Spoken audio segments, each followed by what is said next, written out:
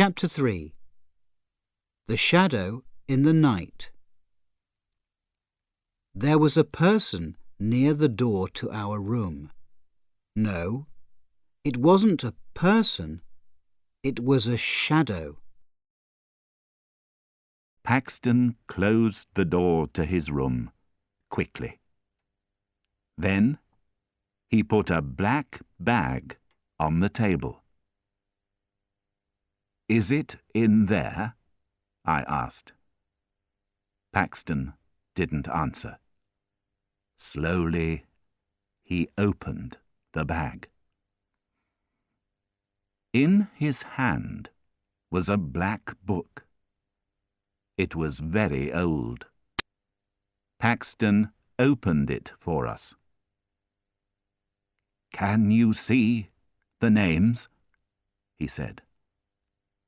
Long looked at the names in the book. "William Ages," he said. But I didn't look at it. No.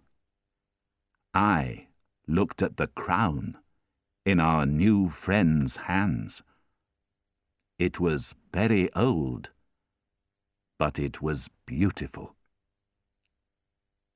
I had a lot of questions. How old was the crown? Was it light or heavy? I moved my hand to the crown. But Paxton shouted, "No!" I stopped asking questions and looked at Paxton. "I'm sorry," he said to me. "But you don't understand my problem. I want to put the crown back in the ground." I didn't believe him. "You can't put it back," I said. "This crown is very important. Telephone the newspapers in London." "No, you don't understand," Paxton said again. His eyes were big and afraid.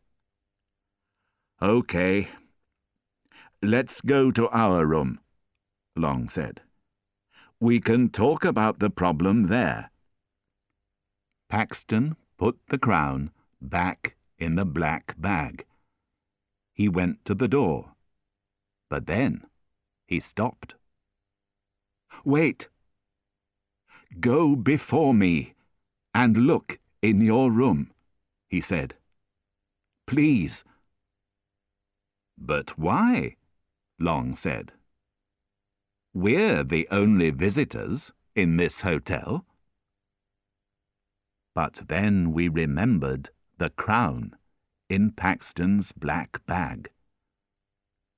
I opened the door, and we looked left and right. There was a person near the door to our room. No, it wasn't a person. It was a shadow. It moved quickly. "Who was that?" Long asked. We were in our room now. "I don't know," I answered. "A hotel worker?" "No, it wasn't a hotel worker," Paxton said. He finished his story for us. Paxton went back to the hotel from William Ages's house that afternoon. In his room, he looked at the Ages's book for a long time. Then he closed the book and went down for some food. Later, he went back to the room. The book was open at William Ages's name. Paxton was afraid.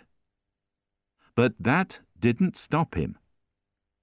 He went to the hill again with his spade.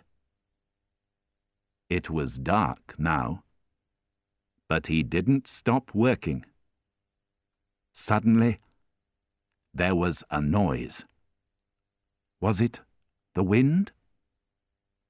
Paxton looked behind him. Was there a man in the trees? A dark shadow? No, of course not.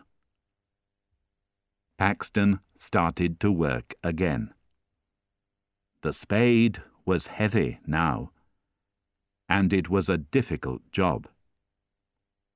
He wanted to sleep, but he wanted to find the crown too. And then it was there. The crown. Paxton smiled. He put his hands on it. Suddenly, there was a noise behind him again. It wasn't the wind, and it wasn't an animal. It was the noise of a man, an angry man. Paxton looked behind him. Again, no man was there. But wait. Did a shadow move?